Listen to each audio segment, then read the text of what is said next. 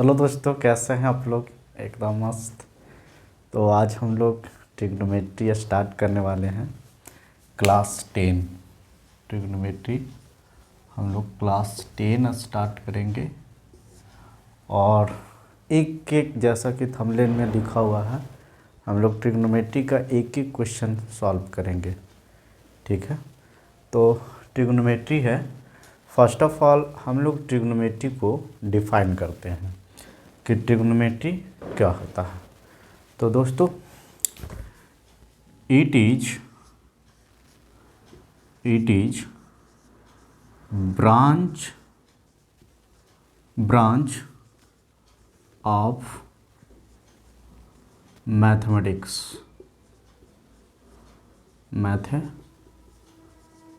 it is branch of mathematics that provide,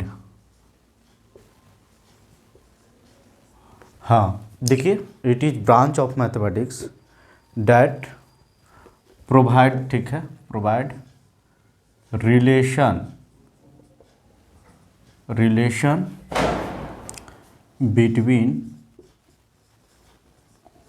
between sides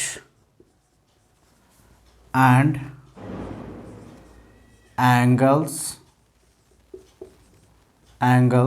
sides, relation between sides and angles of triangles। तो बच्चों, ये हो गया trigonometry का डेफिनेशन। आप इसको नोट कर सकते हैं। ट्रिग्नोमेट्री का डेफिनेशन जो बच्चों हम लोग लिखे कि it is branch of mathematics that provide relation between sides and angles of triangles. ठीक है। इसका मतलब कि साइड और एंगल्स के बीच में एक रिलेशन देता है। अच्छा, इसका यदि हम लोग वर्ड मीनिंग समझे तो ट्रिग्नोमेट्री जो है वो 3 टर्म से बना हुआ है। ठीक है। पहला जो है वो है ट्राई। पहला क्या है बच्चों? ट्राई मतलब क्या होता है? ये ट्रिग्नोमेट्री ग्रीक लेटर से बना हुआ है। ठीक है। तो ट्राई मतलब होता है 3। ठीक है। ट्राई मतलब 3। और दूसरा जो है गॉन। दूसरा बच्चों क्या है? गॉन। तो गॉन मतलब क्या होता है? तो गॉन जो बना हुआ है, गॉन, इसका मतलब होता है साइड्स। गॉन मतलब साइड्स। और फिर लास्ट में क्या है? मेट्रॉन। तो मेट्रॉन मतलब क्या होता है बच्चों? मेजर। MEASURE, measure. तो ये जो है ना, हम लोग डिफिनेशन समझे। यानी पहले फर्स्ट ऑफ ऑल हम लोग ट्रिग्नोमेट्री का ये डिफिनेशन है, फिर इसका वर्ड मीनिंग। मतलब ट्रिग्नोमेट्री जो है वो 3 ग्रीक लेटर से बना हुआ है। Try gone मेट्रॉन। ट्राई मतलब बच्चों 3 होता है। ट्राई मतलब 3 होता है। गॉन मतलब साइड्स होता है। मेट्रॉन मतलब मेजर होता है। इसका मतलब हम लोग 3 साइड्स के इसमें ट्रायंगल्स के 3 साइड के मेजरमेंट की बात करेंगे। यानी ट्रिग्नोमेट्री में जो हम लोग बात करने वाले हैं वो ट्रायंगल की बात करेंगे। और ट्रायंगल में भी किस तरह का ट्रायंगल की बात करेंगे? तो राइट एंगल ट्रायंगल की बात करेंगे। तो बच्चों, इसमें राइट एंगल ट्रायंगल में जैसे ये ABC, तो राइट एंगल ट्रायंगल क्या होता है? तो ऐसा ट्रायंगल जिसमें वन एंगल कितना हो? 90 डिग्री हो, और 2 इक्यूट एंगल हो, मतलब लेस देन 90। ये दोनों का सम कितना होगा? 90। तो बच्चों, इसके बीच में एक हम लोग रिलेशन फाइंड आउट करते हैं जिसको नाम है पाइथागोरस थ्योरम। तो इसमें जो AB हो गया, ये इसको हम लोग कहते हैं हाइपोटेनस। AB को क्या AC को हाइपोटेनस, AB को हम लोग परपेंडिकुलर, और BC को हम लोग बेस। यानी H for hypotenuse, P for perpendicular, B for base, इसको हम लोग कहते हैं। अच्छा, पाइथागोरस थ्योरम से परपेंडिकुलर, हाइपोटेनस और बेस, इसके बीच में एक रिलेशन होता है। वो क्या है रिलेशन कि AC का square is equal to AC का square is equal to AB का स्क्वायर और प्लस में BC का स्क्वायर। इसका मतलब हम लोग इसको लिख सकते हैं कि H का square is equal to P का स्क्वायर और प्लस में B का स्क्वायर होता है। ये पाइथागोरस थ्योरम का रिलेशन है। बच्चों इसमें और बात देना है, ध्यान देना है कि इसमें जो है हाइपोटेनस जो है, हाइपोटेनस वो जो होता है वो नेवर चेंज होता है, ये कभी चेंज नहीं होता है, ये फिक्स होता है। लेकिन बच्चों जो इसमें परपेंडिकुलर और बेस है वो एक इंटरचेंज होते रहता है। वो क्या होते रहता है? इंटरचेंज। ठीक है बच्चों, यानी परपेंडिकुलर, इसमें हम लोग कह सकते हैं कि परपेंडिकुलर हाइपोटेनस, परपेंडिकुलर बेस में और बेस हाइपोटेनस में चेंज होते रहता है। तो बच्चों ये ट्रिग्नोमेट्री का जो टर्म था, वर्ड था, उसके अकॉर्डिंग हम लोग इतना बात किए हैं और इसको आप लोग लिख लीजिए, फिर हम लोग आगे करते हैं। हाँ बच्चों, आप लोग लिख लिए होंगे, डेफिनेशन की हम लोग बात कर लिए, वर्ड मीनिंग की बात कर लिए। अब हम लोग ट्रिग्नोमेट्री में आगे बढ़ते हैं। जैसा कि बच्चों आप लोग को पता होगा कि इसमें हम लोग बात किए कि ये साइड्स और एंगल्स ऑफ ए ट्रायंगल के बीच में रिलेशन ये ट्रिग्नोमेट्री हम लोग को प्रोवाइड करता है। और किस तरह का ट्रायंगल की बात करता है? तो राइट एंगल ट्रायंगल की बात करता है। राइट एंगल ट्रायंगल में हम लोग एक पाइथागोरस थ्योरम से रिलेशन जानते हैं कि परपेंडिकुलर बेस और हाइपोटेनस के बीच में रिलेशन होता है कि हाइपोटेनस का square is equal to perpendicular का स्क्वायर प्लस में बेस का स्क्वायर। फिर इसमें एक और हम लोग टर्म समझे कि अगर जो परपेंडिकुलर बेस और हाइपोटेनस होता है तो हाइपोटेनस जो होता है वो नेवर चेंज होता है, बेस जो है वो परपेंडिकुलर में कन्वर्ट होता है और परपेंडिकुलर बेस में कन्वर्ट होता है। जैसे कि मैं आपको बताता हूँ, एक मिनट। हाँ बच्चों देखिए, मैं आप लोग को समझाने की कोशिश कर रहा हूँ कि परपेंडिकुलर, हाइपोटेनस और बेस के बीच में जो चेंजिंग की बात है वो कैसे चेंज होता है। तो ये देखिए, आप इसमें ये रेड हो गया, ये ग्रीन हो गया और ये ब्लू हो गया। तो मैं एक इससे ट्रायंगल बनाता हूँ। देखिए ऐसे ही करके ये एक ट्रायंगल का फॉर्मेशन हुआ। तो बच्चों इसमें जो हमारा ब्लू वाला मार्कर है वो अभी बेस कहने का मतलब जिसके ऊपर रखा हुआ है। तो ये पूरा ट्रायंगल जो अरेंज किए हुए हैं वो जो है ना वो बेस, यानी ऐसा हम लोग बात करें तो ये ब्लू वाला जो है दोस्त ऐसे करके, और ये रेड हो गया और ये हो गया, ये ब्लू हो गया, ग्रीन हो गया और रेड हो गया। तो ये अभी एक ट्रायंगल का फॉर्म हुआ। तो इसका मतलब इस सिचुएशन में जो है वो बेस का जो फॉर्मेट कर रहा है वो ये कर रहा है और परपेंडिकुलर का काम ये कर रहा है। लेकिन बच्चों एक बार इसमें देखिए कि ऐसे ही रखा हुआ है, ये हाइपोटेनस है, ये हाइपोटेनस है और बेस और परपेंडिकुलर। अब इसको ना फिगर को ऐसे करके चेंज कर देते हैं। तो देखिए इसमें जो बेस था वो परपेंडिकुलर का काम करने लगा और जो परपेंडिकुलर है वो बेस का काम करने लगा। तो बच्चों इस प्रकार जो है परपेंडिकुलर और बेस जो है इंटरचेंज होता है। अब देखिए हम लोग ट्रिग्नोमेट्री पढ़ रहे हैं, आपको एकदम बेसिक लेवल से मैं सिखाने का कोशिश कर रहा हूँ, एकदम जीरो लेवल से।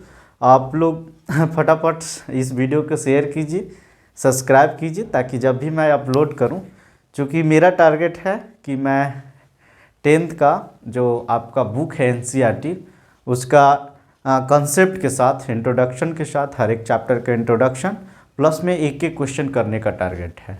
ठीक है, तो हाँ बिना समय गंवाए हुए आइए अब हम लोग आगे की ओर बढ़ते हैं। जैसे कि अभी हम लोग परपेंडिकुलर और बेस समझ की बात कर लिए, अब हम लोग अभी ट्रिग्नोमेट्री की बात करने जा रहे हैं। तो बच्चों इसमें ट्रिग्नोमेट्री के नाम पे आपको 3 टर्म याद रखना होगा, बस और कुछ नहीं। और उसी से देखिए कैसे कैसे हम लोग फार्मूला लिखते हैं।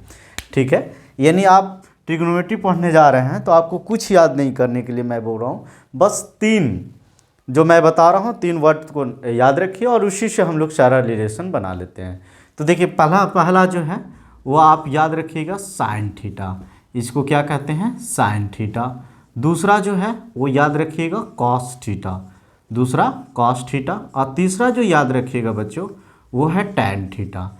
ठीक है, यानी आप ट्रिगोनोमेट्री के नाम पे यदि मैं कुछ याद करने के लिए आपको बोलूँ तो वो बस 3 वर्ड याद कर लीजिए, साइन थीटा, कॉस थीटा और टैन थीटा। बाकी फिर मैं समझ लूँगा और कैसे कैसे सिस्टमेटिकली ढंग से सारा फॉर्मूला आ जाएगा। ठीक है बच्चों, तो देखिए साइन थीटा, कॉस थीटा और टैन थीटा, इतना याद रहेगा। जैसे कि अभी हम लोग बात किए थे ट्रिग्नोमेट्री का डेफिनेशन में ही कि हम लोग इसमें ट्रायंगल की बात करते हैं, और किस तरह का ट्रायंगल की बात करते हैं, तो राइट एंगल ट्रायंगल की बात करते हैं। राइट एंगल ट्रायंगल में क्या होता है बच्चों, वह राइट एंगल ट्रायंगल में परपेंडिकुलर, हाइपोटेनस और बेस होता है, और उसमें वन एंगल जो होता है 90 डिग्री से। तो देखिए बच्चों, अगर जो मान ले जाए कि हम लोग इस ट्रायंगल को यहाँ से मेजर कर रहे हैं, यानी थीटा से यहाँ से देख रहे हैं, तो एक बात समझिए कि थीटा के जो सामने वाला, इन फ्रंट वाला ऑलवेज जो होता है वो परपेंडिकुलर होता है, फिर उसके बाद में जो बच जाएगा वो बेस होता है। क्या बच्चों, यहाँ पे एक बार मैंने बात बताया, अभी इसको कंसेप्ट को बस इसको याद रख लीजिए, sine theta, cos theta, tan theta. इसके बिफोर एक टर्म हम लोग और समझते हैं, जैसे राइट एंगल ट्रायंगल की इसमें हम लोग बात करेंगे, और इसमें हम लोग हाइपोटेनस, परपेंडिकुलर, और अभी जस्ट कुछ देर पहले हम लोग बात किए थे कि हाइपोटेनस नेवर चेंज होता है, परपेंडिकुलर बेस ये इंटरचेंज होता है। तो कैसे हम लोग इसमें यूज करेंगे ये बात समझिए। अगर जो मान लीजिए कि मैं इस ट्रायंगल बनाया और ट्रायंगल में यहाँ थीटा डिग्री दे दिया इसका मेजरमेंट, तो हमेशा जिस एंगल की बात करें, जैसे यहाँ से मैं इस ट्रायंगल को देख रहा हूँ, तो थीटा के सामने वाला हमेशा परपेंडिकुलर होता है। तो जैसे मान लीजिए कि यहाँ भी थीटा ये कंसीडर कर लिए, मतलब सी को कंसीडर कर लिए, सी जो है उसको थीटा, तो जो परपेंडिकुलर को जो रोल करेगा वो ए बी जो हो जाएगा वो परपेंडिकुलर हो जाएगा, परपेंडिकुलर हो जाएगा। ठीक है बच्चों, अगर जो मैं यहाँ से थीटा कंसीडर कर लूँ, यानी थीटा जो कंसीडर कर रहा हूँ वो ए से कंसीडर कर रहा हूँ, तो इसका जो ए मतलब परपेंडिकुलर हो जाएगा, वो बी सी जो हो जाएगा वो परपेंडिकुलर हो जाएगा। ठीक है, यानी थीटा के एक बात ध्यान दीजिए, थीटा के सामने वाला जो साइड होता है वो ऑलवेज परपेंडिकुलर होता है, बस इतना बात याद रखिएगा। ठीक है बच्चों, अब देखिए sine theta, cos theta, tan theta, इतना याद रहेगा। अब इसमें हम लोग एक देखिए रिलेशन होता है पी बी एच के बीच में, और उसको याद रखना, थोड़ा बच्चों में कंफ्यूज ज़्यादा रहते हैं कि कैसे याद रखा जाए, क्या होगा, पी होगा, बी होगा। क्योंकि देखिए अभी हम लोग एक बात कह सकते हैं कि इसके बीच में हम लोग रिलेशन एस्टेब्लिश कर सकते हैं।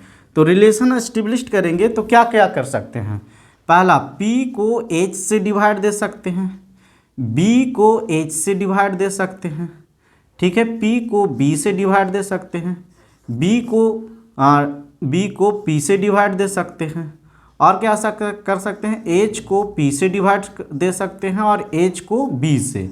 यानी यदि हम लोग जैसा डिफिनेशन पढ़े कि हम लोग साइड्स और एंगल्स के बीच में, तो साइड्स के बीच में रिलेशन जब हम लोग रेशियो रिलेशन लिखना चाहेंगे तो हम लोग क्या लिख सकते हैं कि ये या तो P और H को डिवाइड दे दिए, B और H का इसका रेशियो, इस तरह से हम लोग साइड के बीच में रिलेशन एस्टेब्लिश कर सकते हैं। तो बच्चों देखिए, अब ये जो है इसको हम लोग क्या कहते हैं, ये जो है मतलब इसमें जो जितना तरह का रिलेशन है उसको हम लोग अलग अलग ट्रिग्नोमेट्री रेशियो से नाम देते हैं। ठीक है बच्चों, यानी इतना 6। तो इसका मतलब अब हम लोग एकदम क्लियर हो गया कि ट्रिग्नोमेट्री में हम लोग 6 रेशियो की बात करेंगे, क्योंकि 6 रिलेशन ही लिख पाए, इसके अलावा और कोई दूसरा रिलेशन नहीं लिख पाएंगे। तो ठीक है बच्चों, अब इसमें देखिए इसका मतलब P/H को क्या कहते हैं, B/H को क्या कहते हैं, ये कौन सा ट्रिग्नोमेट्री रेशियो है, तो इसको हम लोग यहाँ से रिलेट करते हैं। तो देखिए आपको ट्रिग्नोमेट्री के नाम पे मैंने आपको बताया कि बस 3 टर्म को याद रखिए, sine theta, cos theta, tan theta, इतना याद रखेगा। और देखिए आप एकदम जानते हैं, पहला पंडित बद्री प्रसाद, क्या लिखेंगे, देखिए इधर लिख देता हूँ, Pandit Badri Prasad. P for, P जो लिखेंगे, P for Pandit, B for Badri और पी फॉर प्रसाद। ठीक है। फिर इसके बाद में हरा, हर बोल, यानी एच, एच और एच। ठीक है बच्चों, एच देख रहे हैं, वीडियो आ रहा है कि नहीं? ओके। तो पंडित बोल रहे हैं हरा हरा बोल, तो यहाँ से देखिए पंडित बद्री प्रसाद और इसके नीचे हरा हरा बोल। ठीक है। अब देखिए यानी साइन थीटा किसको कहते हैं? तो P और H की रेशियो को हम लोग साइन थीटा कहते हैं। कॉस थीटा किसको कहते हैं? B/H, इसका रेशियो को हम लोग कॉस थीटा कहते हैं। और टैन थीटा किसको कहते हैं? तो P और B के रेशियो के, मतलब तीन इसमें जो रिलेशन, इसका मतलब इसका हम लोग जान गए, फिर इसका जान गए और इसका जान गए, यानी फर्स्ट को हम लोग समझ गए कि ये तीनों का। अब देखिए इसका जस्ट जो है ना, अगला साइन का जो रेसिप्रोकल होता है वो होता है कॉसेक, याद रहेगा। और जो कॉस का होता है वो होता है सेक थीटा, और टैन का जो होता है वो कॉट थीटा। तो बस इसमें कुछ नहीं करना है, इसमें बस इसका उल्टा चल देना, यानी हरा हरा बोल कौन बोलेगा? तो पंडित बद्री प्रसाद बोलेगा। ठीक है बच्चों। तो देखिए हमारा ट्रिग्नोमेट्री रेशियो का फॉर्मूला तैयार हो गया। पहला क्या, sine theta is equal to क्या हम लोग बोलेंगे? P/H। Cos theta is equal to क्या बोलेंगे? B/H। Tan theta is equal to P/B। Cosec theta is equal to H/P। Sec theta is equal to H/B। Cot theta is equal to P/B। यानी आपको इतना याद रखने का ज़रूरी है। अगर जो आप भूल जाते हैं तो बस कुछ नहीं करना है, sine theta, cos theta, tan theta लिख लेना, फिर पंडित बद्री प्रसाद हरा हरा बोल उसके नीचे लिख देना, और जो पहला आ जाएगा वो साइन थीटा, दूसरा कॉस थीटा, तीसरा टैन थीटा। इस तरह से रिलेशन एस्टेब्लिश हो जाएगा। बच्चों अगर जो मान लें कि सबका अपना अपना इंटरेस्ट होता है, अब इसको एक दूसरा ट्रिक बताता हूँ। अगर जो आपको पंडित बद्री प्रसाद से नहीं समझ में आए तो आप इसको ऐसे बोल सकते हैं, पाकिस्तान भूखा प्यासा, हिंदुस्तान हरा भरा। ठीक है। पाकिस्तान भूखा प्यासा, हिंदुस्तान हरा भरा। P for Pakistan, B for भूखा, P फॉर प्यासा, H for Hindustan, H for हरा और B फॉर भरा। यानी पाकिस्तान भूखा प्यासा, हिंदुस्तान हरा भरा, और यहाँ अपोजिट कर देना है। तो बच्चों आज हम लोग मतलब फर्स्ट फार्मूला इसमें कर लिए हैं। एक वीडियो और इंट्रोडक्शन का होगा जिसमें हम लोग पूरा फार्मूला, स्क्वायर वगैरह, यानी फर्स्ट ऑफ ऑल हम लोग ट्रिग्नोमेट्री का पूरा फार्मूला देख लेंगे। उसके बाद में फिर हम लोग NCERT का एक एक क्वेश्चन स्टार्ट कर देंगे। Thank you.